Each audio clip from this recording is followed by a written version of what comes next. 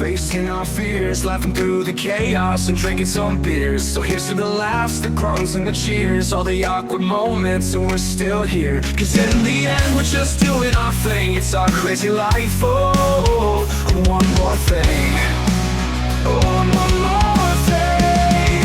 Oh! Welcome to Oh and One More Thing, a podcast where two longtime friends try to figure out what the heck is going on with this crazy thing called middle age. It's a mix of stories of how we navigate our lives and maybe some questionable advice. Some days we're wise, other days we're just trying to remember where the heck we left our phone. So join us as we laugh, groan, and maybe even learn a little something about surviving in the second half of life. Oh, and one more thing.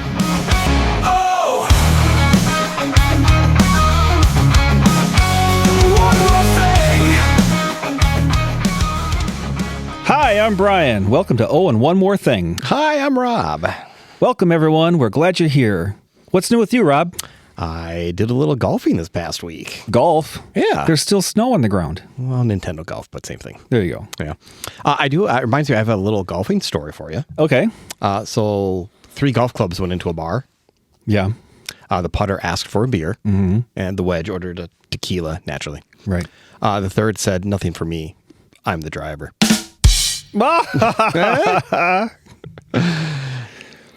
So, did you have a nice weekend, Brian? Hello. What's up? I got your tongue? No. It was good. I was just thinking, isn't it funny and interesting how, the turns we take in our lives creates friendships or that sets out a new adventure that we would have never experienced had we not taken that fork in the road?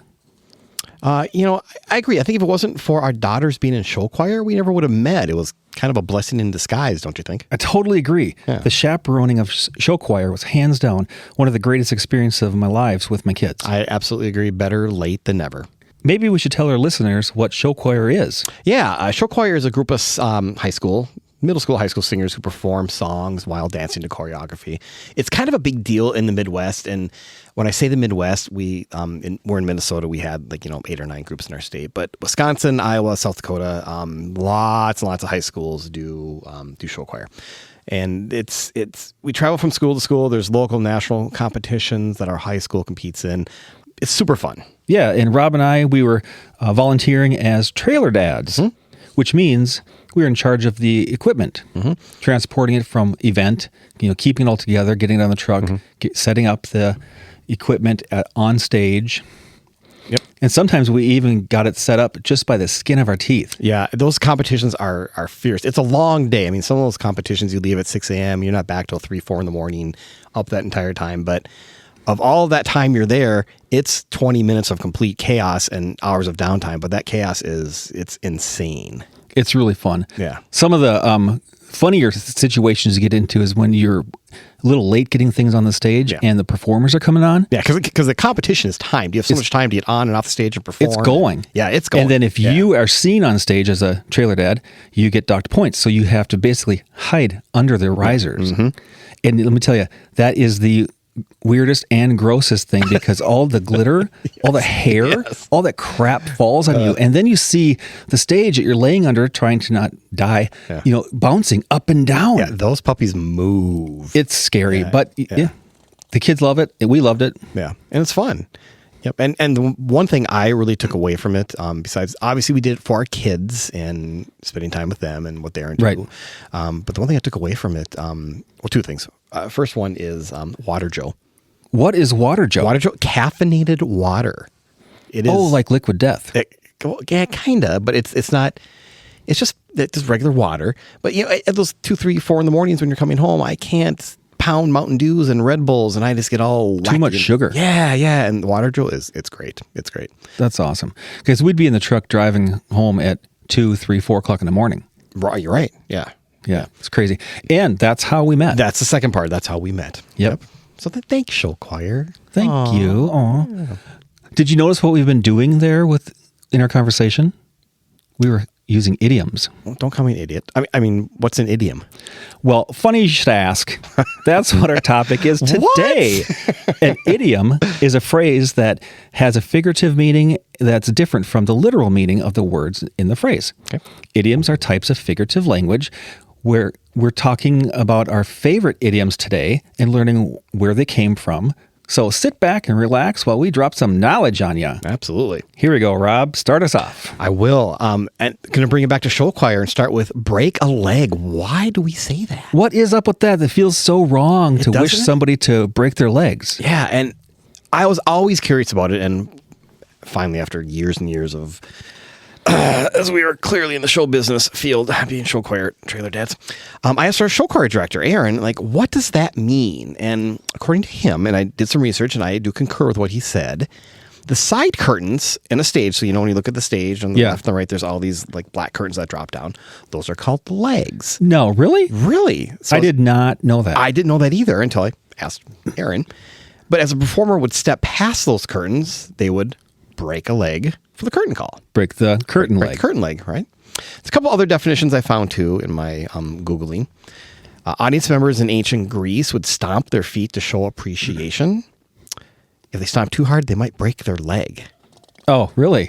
Yeah, that's got to go back to like scurvy or something. That's got to be weird. That's old. Yeah, that's old. Not as old as us. That is old. Going back, not or more recent than that, but if an actor would perform well and they go out to take their bow, they would bend or break their leg. I get it. The show, right?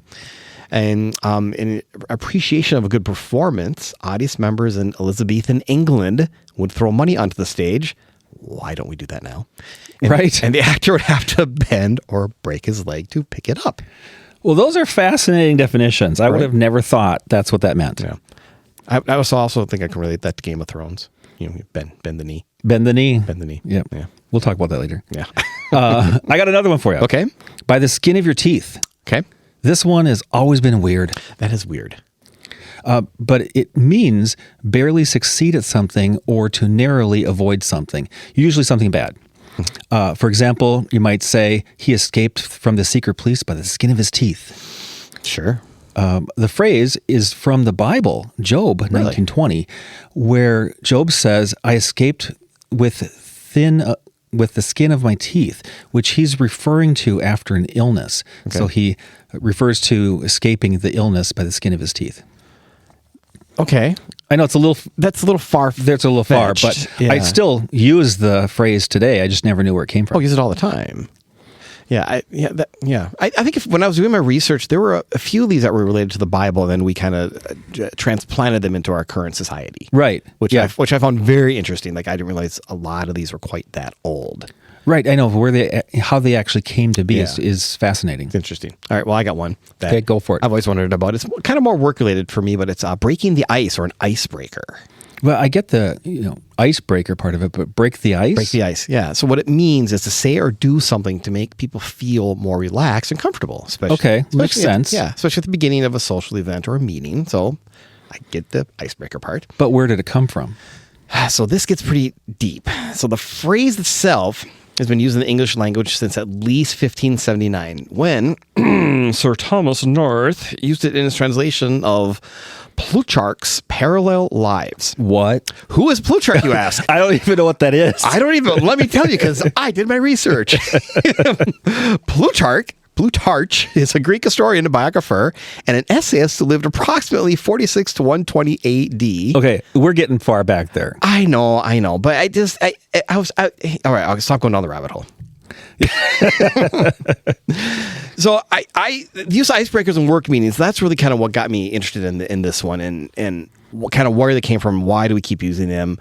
So back in my I used to work for Target. Don't know if you knew that. Yeah, I knew you worked for Target. And one of my responsibilities was I was kind of a trainer for our district, and I would do a lot of group trainings, executive trainings. And I could see that. One of the big ones we did a union response training, which is a full day course for all of our management people to go through. And we spent we probably did 3 or 4 icebreakers that day. Because the whole point of that is you really want to get all of your people engaged in that process for a day-long, just really boring topic, and you need to keep them engaged. So I've used it a lot in my professional life. Good. So the ice metaphor, to break the ice itself, refers to overcoming initial awkwardness or reserve between people. The metaphor has been long used in social context. I have awkwardness. Moving on. So, and kind of like I said, as workplaces become more focused on teamwork and collaboration, you feel the need to establish that rapport much more quickly. Yeah, than in the past. absolutely. Yeah. Over time, icebreakers evolved to simple introductions to more structured activities to reduce anxiety, create a welcoming atmosphere. You want to encourage interaction, foster a sense of community and belonging. So, all standard work stuff. All good stuff. All good stuff. Yeah.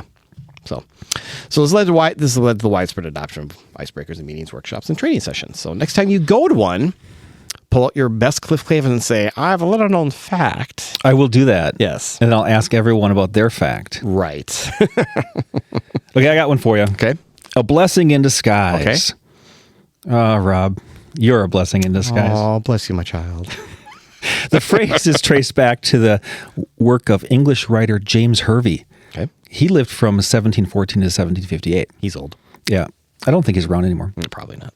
It appears in his hymn, Since All the Downward Tracks of Time. I've never heard it, by the way. Never heard of that. Mm-mm. Which was the first published in Reflections on a Flower Garden. Interesting. Okay. I'm going to have a hard time saying this now. As part of his work, Meditations and Contemplations. Okay. Big word. Big word. Too much for me. Anyway, in his writing, Hervey explored the idea that events that initially seem negative can ultimately have a positive outcome, reflecting a belief in divine providence. Okay. Therefore, James Hervey's writings were considered the source of the well-known idiom. Okay. But we know it refers to something that initially appeared to be bad luck. Right. Or misfortune, but later reveals itself as a positive and a beneficial content. I like it. So I got to take that back. You're not a blessing in disguise. You're just a blessing. Aww. I know. You're so sweet. You're a blessing too, Brian. All right. I have one. Go for I actually it. use this all the time, and really it's kind of a pet peeve of mine. Better late than never. I don't know. I think it comes in handy. Handy how? Well, other than not doing something, come on. For the guy who's always late, Yeah, I was gonna say, it's like better late than never. procrastinators unite. Exactly. Yeah. I'd be at the top of that list. Yeah, yes. See, I'm on the opposite end of the spectrum because if you're on time, you're late. Like, you be early. Like, if you have an appointment, you're early. When you got to go to the dentist, you're early. When you got to go pick up your kids after school, you're early. When you have a job interview, you are early. I love the idea of that. But as I'm interviewing candidates for job positions, if you're not at least on time, that's a huge red flag. Of course it is. And obviously, that's probably the one most people would be like, I'm going to be early. But you'd be surprised how many people come wandering in 5-10 minutes late and say, oh, yeah, I hit some traffic.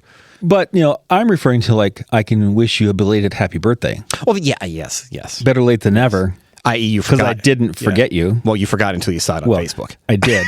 But I did eventually remember. Yes, eventually. So, all right. So better late than never. So what it is, it expresses the idea that it's preferable to do something even if it's delayed rather than not doing it at all. I think that's pretty obvious. That makes sense, yeah. We just covered that. It signifies that it's more valuable to complete a task or fulfill an obligation regardless of the delay rather than abandoning it altogether.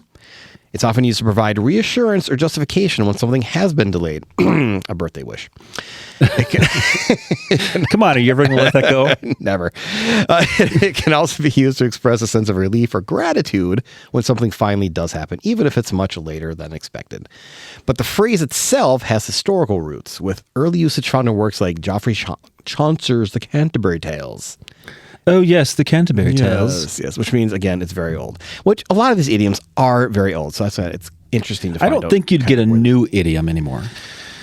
At least in our list, we don't have any new At least in our list, we idioms. don't have any new ones. We'll research that. That's for idiom part 2. Right. All right. Another one for you. Okay. A fork in the road. All right. Okay, not a literal fork, because if there was a literal fork in the road, I'd say, hey, why is that fork in that road? That would be awkward. Yeah. Do you watch The Amazing Race at all, by the way? I have, yes. You have? So new this season, they have a fork in the road. No, for real? For real. And it's like a large stuck fork in the road? Come on, I want to see this big fork in the road. Big fork, in literal fork. No, that was actually in the Muppet movie. Oh yeah, I remember that.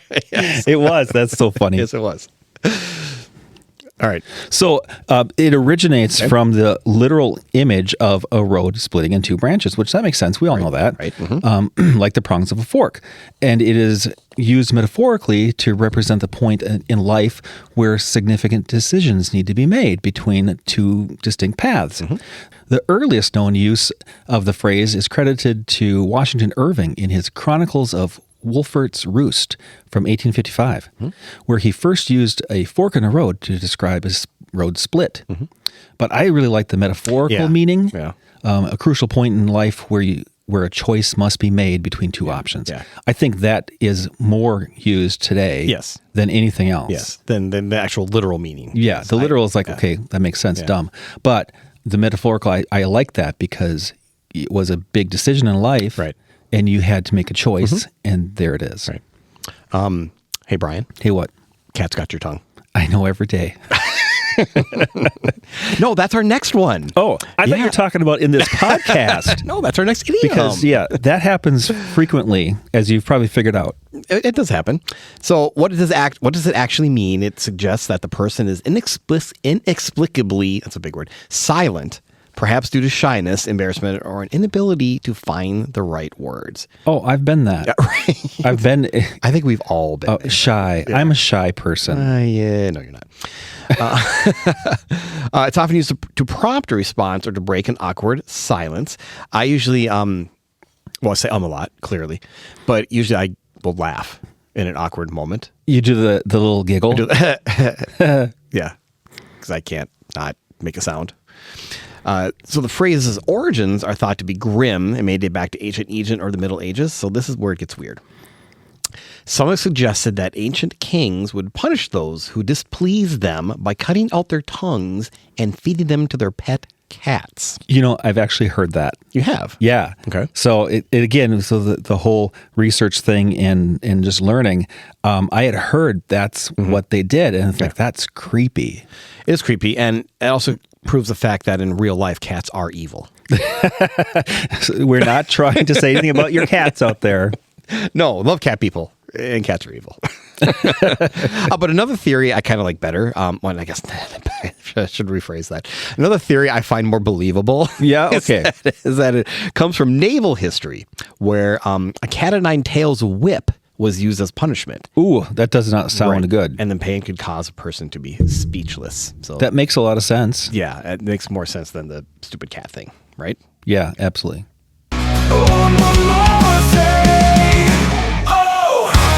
Hey, this is Rob. I wanted to take a moment to talk about Spring Green. I've been using them since 2007. They provide fertilizer, weed control, lawn insect control, and core aeration services for my lawn. They also spray for mosquitoes, which is huge in Minnesota, and new later this year, liquid aerations and home pest control. They're a locally owned and operated company, super easy to get a hold of and work with. They'll give you the attention and service that you deserve. Visit their website at spring-green.com for a price quote specific to your property and to sign up for service. You can even register for autopay or prepay to save a little bit of cash right there on the website, or shoot them a message with any questions. That's spring-green.com, spring-green.com.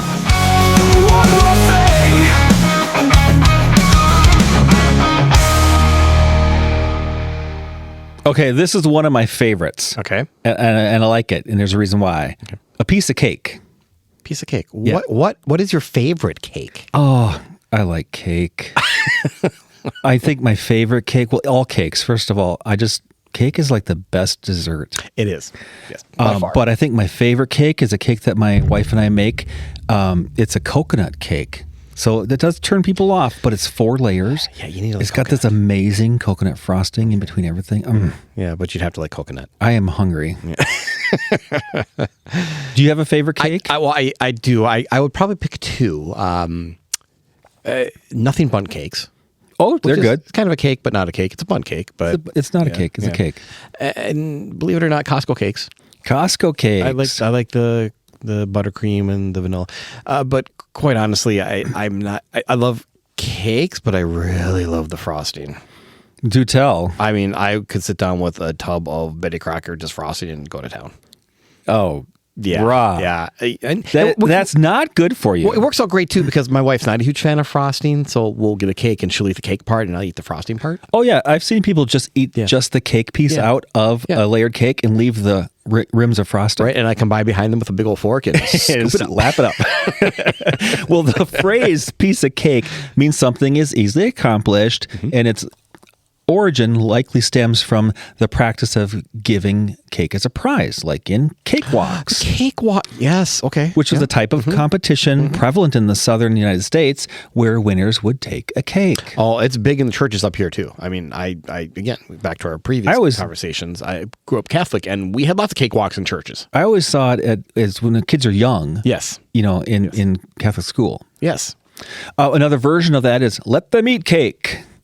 This is the most famous quote attributed to Marie Antoinette, the Queen of France during the French Revolution. And the story goes, it was the Queen's response upon being told that her starving peasants had no bread. So, however, there's no real evidence that she said it, but the phrase is just now cliche. Yeah, that's kind of a dick move to just not feed your people.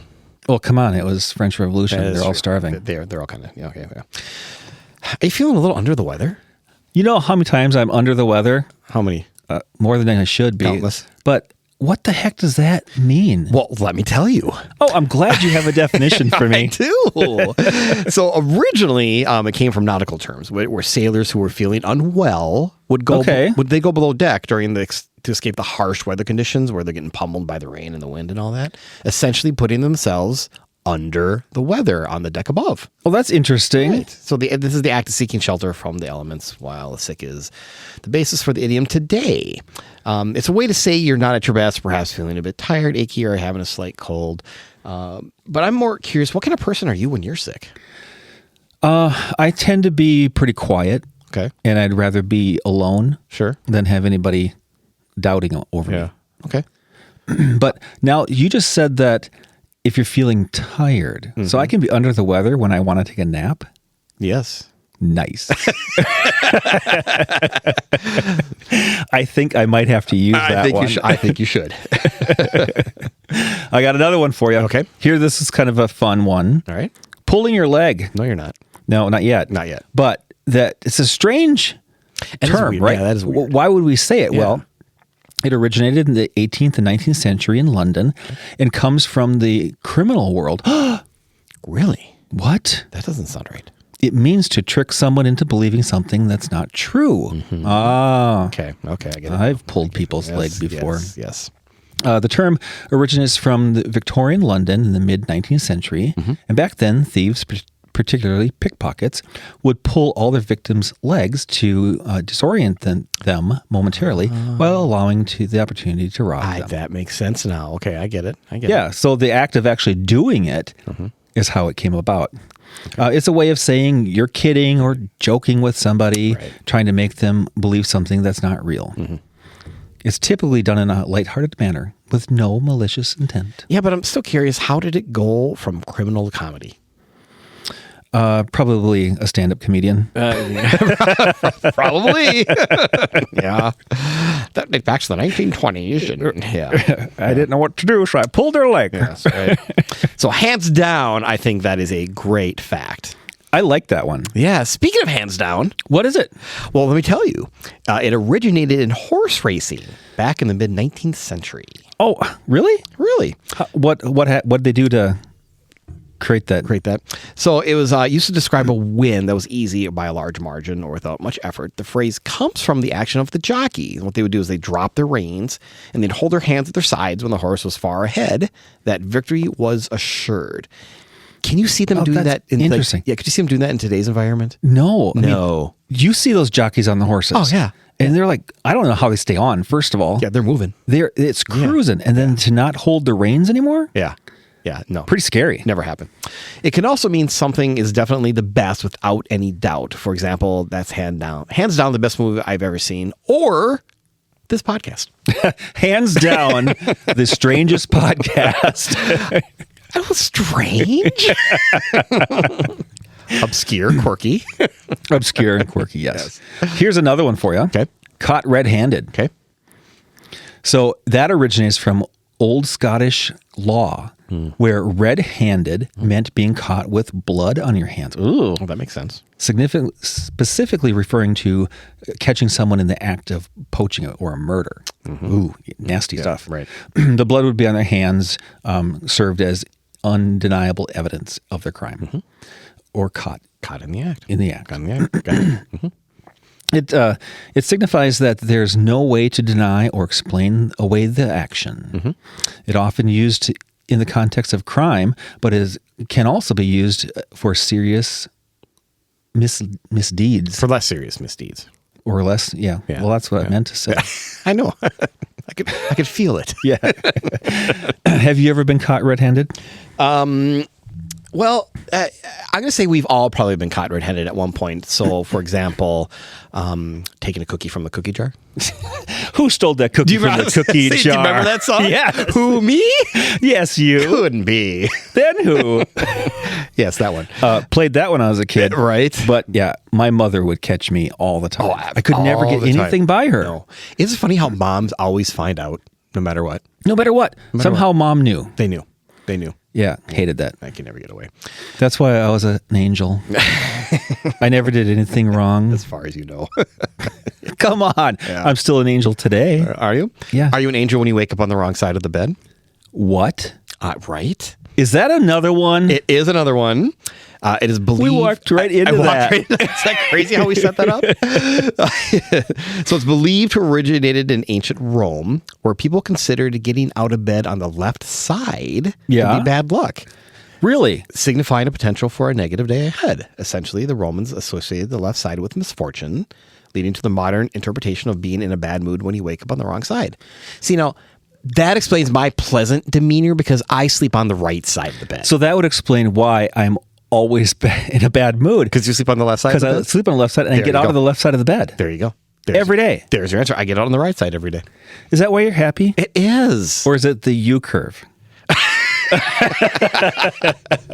See, we learned something in the last podcast, did. and it's sticking with me. It is sticking with you. I do. I like the U curve, and I'm gonna, I believe in it. Do you still remember the name of our coffee barista that we learned last week? Lauren. There you go. All right. We're not going to say this every podcast. We are not, but I'm just proud of the fact that it's stuck with us, that we are remembering things in our young, ripe ages.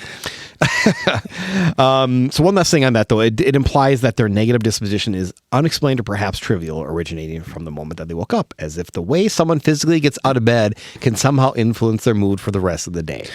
I mean, it's not possible. We know that. I'm kidding with you. I think it's true sometimes. Okay, so, go with me here. Okay. Have you ever had a dream where you're like really mad at your wife and you wake up and you're still mad at her for no reason? She didn't do anything. Nothing wrong. And I'm mad at her because I dreamt I was mad at you. So funny you bring this up. Last week, I went to bed and wife went to bed and we were kind of laying there, and like an hour later, she starts poking me and, nudging me. And usually when that happens, it means I'm snoring or something. Yeah. Because I probably am.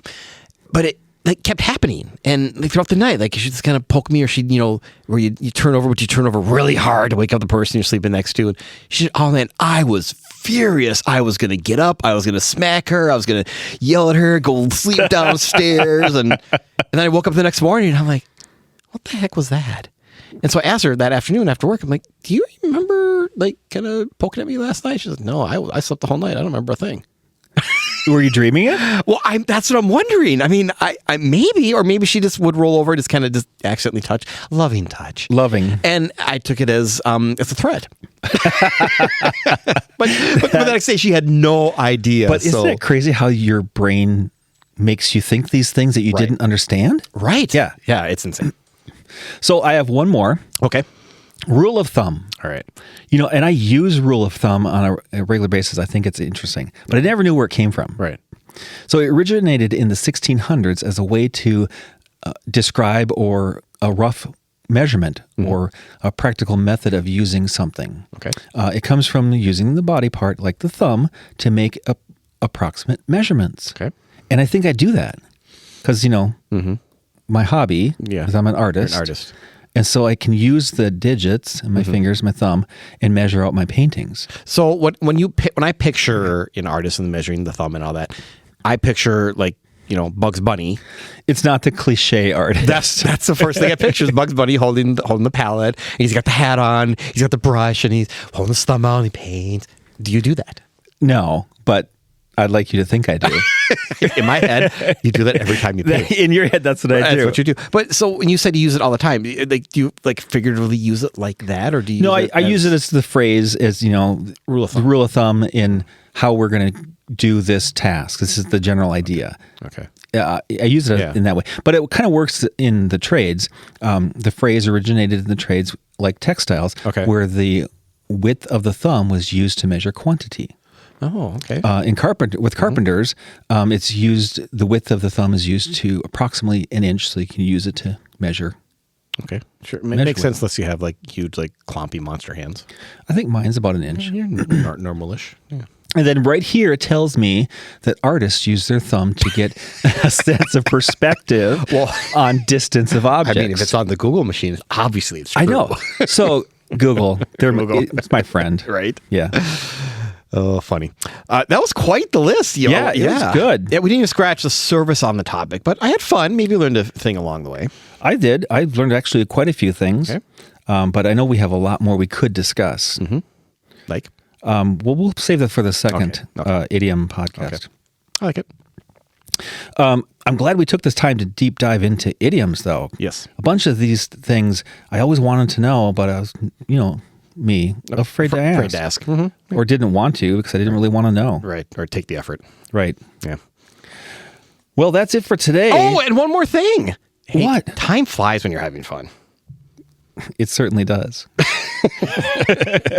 That's an idiom, and you know it. It is. You want to know more? Yeah, lay it on me. All right, one more before we go.